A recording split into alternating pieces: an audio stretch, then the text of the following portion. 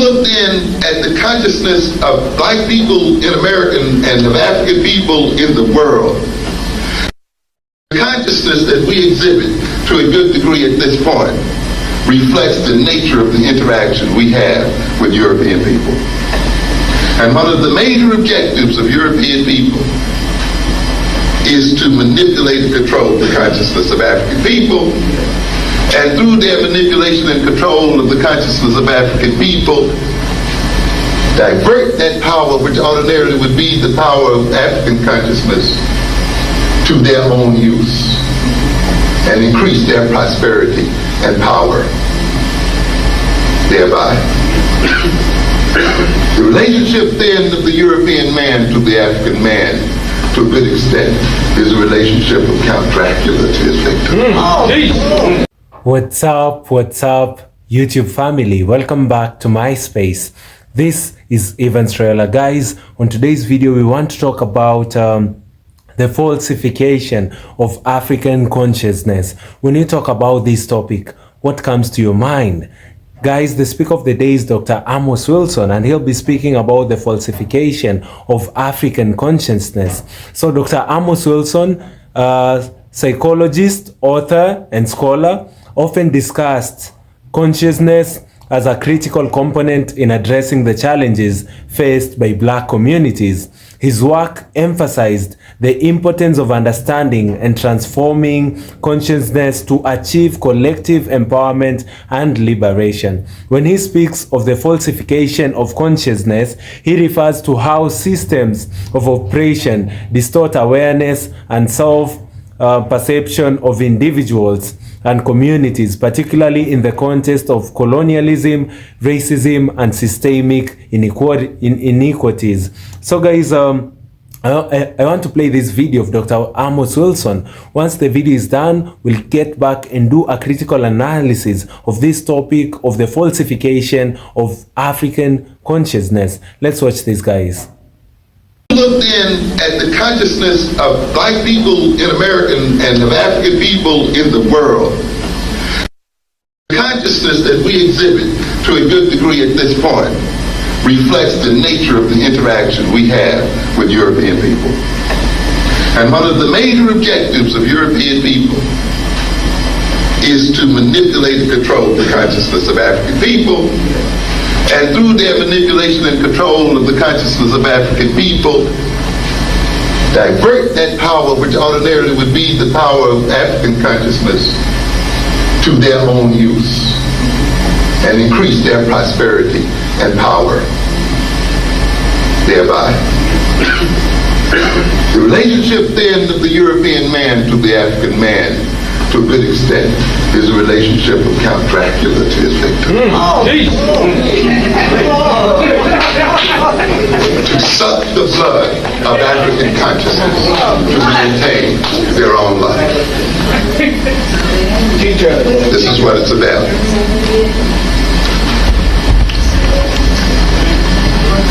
Let's be a little more concrete. I see consciousness as being composed of at least three elements: contents, and what I call instrumentalities, and directional organizational factors. What do we mean here?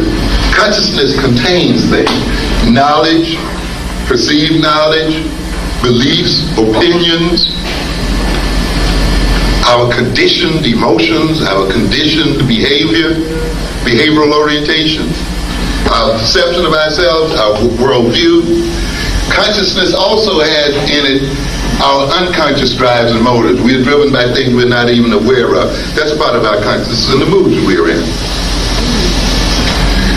Consciousness also contains what I call the methods of information processing.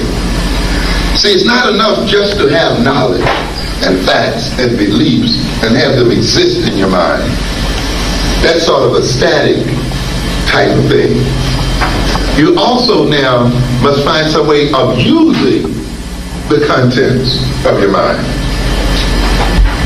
And you put them to use by processing them through using the instrumentalities of reasoning and thinking. You think about what you know. You organize what you know to solve certain problems. You bring pieces of knowledge and information together and organize that knowledge and information in a way to solve a problem. You recall information. You act in terms of what you believe. You use logic, critical analysis, deductive reasoning, inductive reasoning. All of these are means by which we work on knowledge and information and work on our perception of the world as we see it. Analogical thinking, conceptual thinking. We look at events going on in the world and we abstract a rule. Well, every time this happens, that happens. And we can even put it in an equation of some kind. X plus Y equals to this, or X squared plus this, which can describe phenomena that occurs in the real world. It means we have abstracted from what we see in the world a rule, you see, a set of rules. We infer from what we see about things we do not see. We look at the implications of things. We use what? Intuition and so forth. All of these are the instrumentalities of consciousness, are the means by which consciousness operates on what it knows, what it remembers, what it perceives, what it even does not know, in order to achieve certain ends at certain points. The instrumentalities of consciousness express what we know and believe and so forth. So our personal skills, our intellectual skills, and academic skills are the means by which we use the knowledge and memory and all the other things we have. Occupational skills, skills at learning and remembering. The other aspect of consciousness is what we call the directional aspect. It's not enough just to have the skills to process information. You see, and to organize it, you got to organize it for a reason, to achieve a particular point, to satisfy some value, some wish, or some need.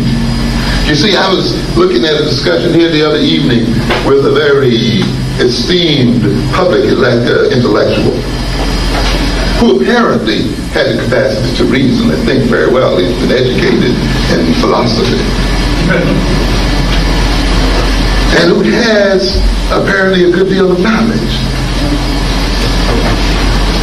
They were supposed to be talking about alternatives to black problems and black leadership.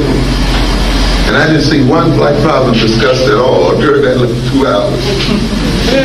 No issue confronting the black community was dealt with at all. Oh, but there was plenty of reasoning. There was plenty of knowledge being displayed there and so forth. But nothing in the sense of applying it to the end of liberating black folk. Applying it to the end of gaining freedom and enhancing the quality of life of black folk. You see, so even though you may have the knowledge and the content, even though you may know black history, even though you may know African history, it's not quite enough yet. Even though you may have the logical skills, it's not quite enough yet. You have to value African people. You have to value African liberation. You have to value African people being empowered and free and self-sufficient and doing for self. That has to be a value, so that when you think and when you process what you know, using logic and abstraction and so forth, it will be processed under the direction of trying to achieve those values. So that you are thinking for a reason, not just to be thinking, not just to be displaying knowledge, but you're engaging in the process of the information to achieve a particular point. So therefore, our desires and our needs and our values and our interests and aspirations and ideals and sense of purpose places a whole direction and purpose on our consciousness, and it organizes our consciousness so that it motivates us to know what instruments we are to use and what knowledge we should use to achieve what end. Okay, hang in with me here. Don't go to sleep on me yet. No. Because Because now we get into the point of what we mean when we talk about the falsification of consciousness. Because I want you to see exactly how our consciousness is falsified, in what ways. Now you can see those three levels: content, instrumentality, the capacity to process information, to process the content of our minds, and what? Values. You see, when you decide, men, that you're going to get rid of the white man as a power in our lives, and that's a very valuable goal for you. You know, that's a very valuable goal. What you do usually when you say, this is my goal, you start then to run an assessment of your capabilities, don't you? How capable are we of achieving this goal?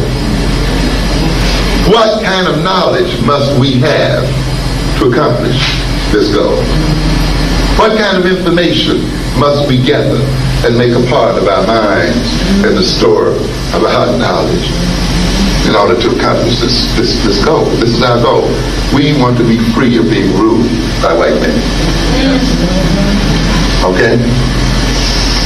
Now once you kind of get that together, what kind of mental skills must be developed in order for us to use this knowledge and information to accomplish this end? Do we think abstractly enough? Because these people are very abstract thinkers. Do we think analytically enough?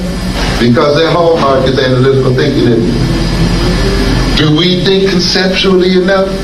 Because we got to do what? We got to outsmart them. We got to outthink them. You see? And when we look at ourselves and say, well, our thinking skills are not what they should be, and not up to that task, then we recognize we got to go to thinking school, haven't we? We got to go where? And learn and develop. See, that's what a value will do for you. It will say, look, if you want to get this, you better sharpen up this skill, better develop that skill. Do we know how to sit down with other men for 2 or 3 hours or 4 or 5 hours and really think and plan together? Do we know how to stay focused on the subject matter so that we can get something done? Can we subdue our egos and so forth long enough to solve the enterprise? That we can do it, so we can get where we want to go? Then we got to learn it if we don't, you see. And we got to keep that goal upmost in mind so that it can always help us to get back on task. You see? But you see, if you have no goals other than going to work, eating something, drinking beer, getting sex, then no wonder you can't think. There's no need for thinking and developing thinking skills. If you're addicted to sex and drugs, what you need to think for? Yeah. If you're satisfied working for a white man on a low-wage job, even a high-wage job, what do you need to think about how to create employment for yourself? How different, I tell people, when we see people go to school, we all go to school with one assumption, that the white man got jobs out here for us, and all we need to do is qualify for it. But the white man doesn't have the jobs out here for us, and he hardly has the job for himself. How different would our education be if we went to school to learn to create jobs for ourselves? How different would our curriculum be if the purpose for our going to school was not to work for white folk, but to work for ourselves and to create jobs for ourselves and to create wealth for ourselves? How different the content of courses would be that we take and so forth. You say, it's not about lowering standards. It's not about changing standards and the way these people talk about it. Teach.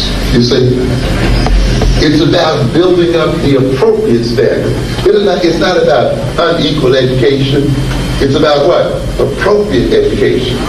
It's about looking at the goals of your nation and looking at the goals of your community and deciding what kind of education you need in order to achieve those goals. But the kind of education we're getting today has the goal of working for white people and forever being the white man's servant and slave in some form or another. And therefore we get a servant's education and a slave's education. And when he has no need for further servants or slaves, he doesn't educate us at all. And that's what's going on at this point. Because now he's hiring across the world. Now he imports the workers that he needs. And consequently, he's disinvesting the education of black people in America. And consequently, if you do not engage in the education of yourself and determine what your education is, if we are not engaging our children to make their own job and to make their own world, we are not going to be around much longer as a people. This is what this is about. So then how does this man falsify the consciousness of our people? Falsify it in three ways, then. You can falsify it by giving people false contents, false history, false knowledge, irrelevant knowledge. You see, since we say that consciousness contains that, doesn't it? Yes. So even if you can think well, even if you have the capacity for great logical thinking and analytical thinking, if you are using and applying those thinking processes to false information, you're still going to come out to a false end. Okay? And so therefore, one of the first ways our consciousness is falsified is that we fill our minds with irrelevant knowledge or no knowledge at all, or false knowledge, false beliefs, false wishes, all kinds of fantasies. We're going to live together in a raceless world. We're going to live together in a classless world. Negroes sitting around waiting for the classless society to occur. Waiting around when all people are going to live as one. You keep waiting. You won't be here to see it. Oh, we may get a raceless society one day, but you might not be one of the races enjoying it.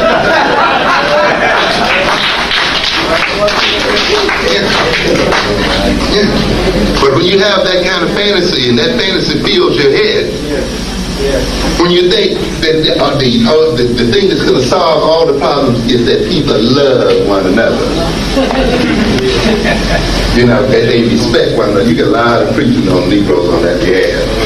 Some of these public intellectuals, we must respect the humanity in each other. What the hell does that mean? How does that feed anybody? How does that employ anybody? You got some Negroes who engage in magical thinking. They think that if they teach their children to love all people, you know, I don't teach my children about color. I teach them to love and respect all people. And not to see color. Well, that's nice. No, that's wonderful. But tell me that are the other people teaching their children? How is teaching your child this going to protect it against the people who hate you? Do you think by teaching yourself this, by some magic osmosis, other people are going to achieve the same consciousness? You're out of your mind. And yet we got some like people who think that. So they sit around the weakest of people, the most downtrodden of people, teaching their people how to love their enemies. And then wonder why they catch hell at every turn. Yeah.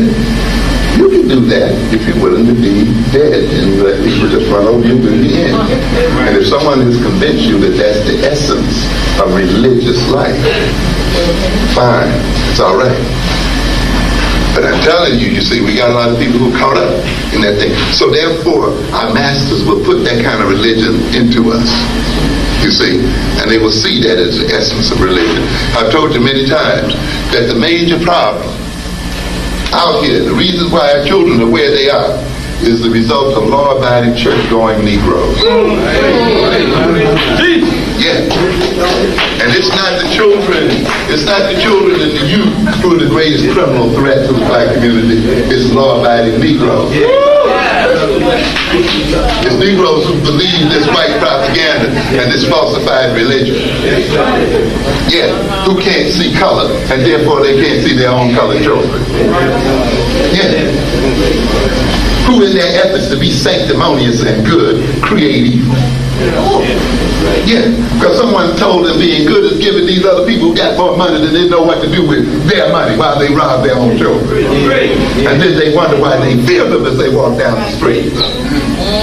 who told them love means giving the Koreans all of your money and supporting their children and keeping them out of crime while you're on the street and in need of jobs and in need of being cared for. But someone has convinced you that love means to ignore your own children and love someone else's children better than your own.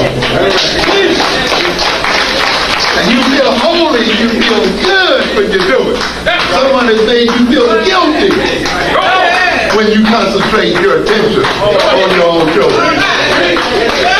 Someone has told you to love everybody, and you're so busy loving everybody you can't get around to loving yourself. You can't get around to loving your own. How is it that people filled with self-hatred and have not come to love themselves can appropriately love any other people? And yet we are asking the very people who've been most psychologically abused and destroyed to carry the whole world on their shoulders and to become the universal saviors of mankind. We got some joke out here talking about the universal saviors of Islam. To save the world. The Arabs don't need you to save them, Negro.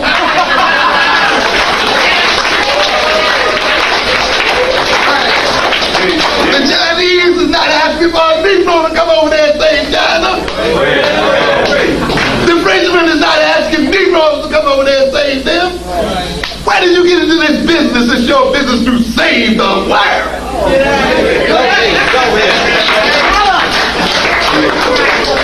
And that's why you can't do anything for yourself, because you're too busy doing it for everybody else. You're too busy loving everybody. You can't even see the love that your own people need and your own children need. And you can't see that your people need more love than any other people here on earth. Yeah. Let me tell you something. Before you save the universe, before you slave and love all people, love your next door neighbor. Save a black neighborhood. Save black people. And if you can demonstrate that you can save black people, that you can save your next door neighbor, that you can save your family, that you can save your son, then maybe the world will be ready to listen to you and ask for your help. But you got a bunch of Negroes who walk around here and haven't demonstrated their capacity to save anybody. And they're talking about universal love, and we're talking about universal values. What the hell does that mean? And they're supposed to be superior to somebody who's committed their lives to African people. Come on. Who said, well, I see this people, and I'm a person of finite capacity. I cannot save everybody at once. And therefore I will save this or try to administer this. But you're supposed to feel guilty because you've decided to save people. The most religious person is the person who gives charity to those who are most in need of it. Family, this topic is actually a very, very vital topic, a topic that is affecting black people all over the world, the falsification of our consciousness. You know, and Dr. Amos Wilson starts his speech by saying the major objective of European people is to manipulate the consciousness of African people, or rather black people, and control controllers and increase their prosperity and power. Family, you notice when they control us, they increase their prosperity. They have power in their hands. That's why they lie to us about our history. That's why they lie to us and tell us that we are less of a people so that they may have a lot of power over us. They're trying to play with the consciousness rather of black folks. Family, they are playing with our consciousness. And they have been doing this since the days of colonialism, since the days of how do I put it, slavery, you know. And consciousness contains knowledge, beliefs, opinions, emotions, behavior, or our view rather. It is not enough to have knowledge and beliefs in our minds. We also need to use the content in our mind through thinking to solve a problem. You act according to the way you believe. And this is what the white supremacists are tampering with. You know, you only act according to the way you believe. When you're told that you are less, you'll always act like a lesser being, You'll always act like you're not that confident because you always feel lesser, You have a superior person over you, and that is what the white man has been using, especially the white supremacist has been using over us black folks. And Dr. Amos Wilson calls it the falsification of our consciousness. Family, it's time that we stand with the truth. It's time that now we say that enough is enough. We need to stand with ourselves. We need to come together as the black folks, and unite. Because for a long time, they've always been playing with our consciousness. They are using our conscience to lie to us. We now believe the only knowledge we have is that of theirs. We are told of a white Jesus through the stories we see in movies, in books. When you look at the depictions, even in books in schools, you'll see a white Jesus. When you come to Africa, when you go to the Catholic Church, it's always about the white Jesus. These are the falsification that they had with our consciousness. They had to lie to us. They had to make us feel lesser, And when we look at the topic by Dr. Amos Wilson, I went further and did my research and got to notice that there are key aspects of the falsification of consciousness by Dr. Amos Wilson. And the number one is distorted identity. Wilson argued that colonial powers and systemic racism imposed false identities on oppressed groups for black people. This meant internalizing negative stereotypes and dissociating from their true historical and cultural heritage. The first thing they did to us, in this topic of falsifying our consciousness, was lie to us about our identity, about our history. Once you do not know your identity, once you do not know who you are, it's easier for someone to lie to you. Once you do not know your roots, it's easier for someone to lie to you. Because even when you look in plants, when you look at a tree, there's no way that a tree can bear fruits without a root. We must know our identity. We must know ourselves. But the first thing the white supremacists did was play us, lie to us about our identity, lie to us about our own history, write books about ourselves. How do you write a book about somebody who knows themselves, and they've been lying to us over time? And this is how the falsification of our consciousness has been working. Number two, it's been through control, through miseducation. Education systems, the media and institution play a significant role in shaping consciousness. Wilson emphasized that these systems often serve to miseducate black people, teaching them to accept inferiority and dependency rather than fostering thinking and empowerment. They have miseducated us, that now we cannot depend about ourselves. We must depend on them. The education systems, the media, and many other institutions have a significant role in shaping our consciousness as black folks. And Dr. Wilson says goodwill that now, through them miseducating us, we feel lesser. It's okay for us. We are taught not to depend on ourselves. We are told to feel inferior. These are some of the tactics that these people have been using. Then number three is the economic and psychological exploitation. The falsification of consciousness is also a tool for maintaining economic exploitation. By distorting self-perception, oppressed groups may be less likely to challenge systemic injustices or envision alternative social structures. Then number four is the need for corrective consciousness. Wilson believed that reclaiming authentic consciousness required reconnecting with African history, culture, and values. He stressed the importance of creating educational systems and community structures that nurture self-awareness, pride, and a sense of collective responsibility. And then number five is the last point, is the spiritual and psychological warfare. According to Wilson, the battle for consciousness is both spiritual and psychological. He argued black people to recognize and resist the subtle and overt mechanisms that manipulate their thoughts, emotions, and behaviors. It's more spiritual than we think. Wilson's ideas change individuals and communities to critically examine how external forces influence their perceptions of themselves and their reality. His work remains as a call to action for cultivating a consciousness rooted in truth, empowerment, and self-determination.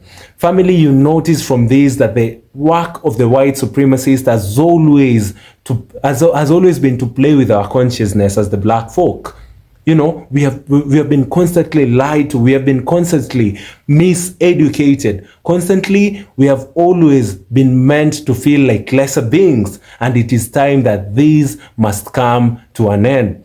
Through teachings of people like Dr. Amos Wilson, we get to learn and we get to share these messages with other black folks. It is the time for truth. It is time that we all know our history. It's time that we know our roots. It's time that we stand for ourselves. Nobody can come and teach you about yourself. Nobody can come and tell you that you're lesser beings. We are actually superior beings. We are possessors of the dominant genes, while them have the recessive genes. Family, thank you so much for watching this video. Kindly do consider subscribing to my channel for amazing works when it comes to the black history. And guys, comment down below. Let me know what you think about the works of Dr. Amos Wilson, specifically on the topic of consciousness. You know, the falsification of the consciousness of the black man. Guys, thank you so much. Like this video so that it can be recommended to other YouTube users. Last but not least, guys, we are on the road to 20k subs. Kindly do consider subscribing to this channel for amazing content. See you all in my next episode. Goodbye for now.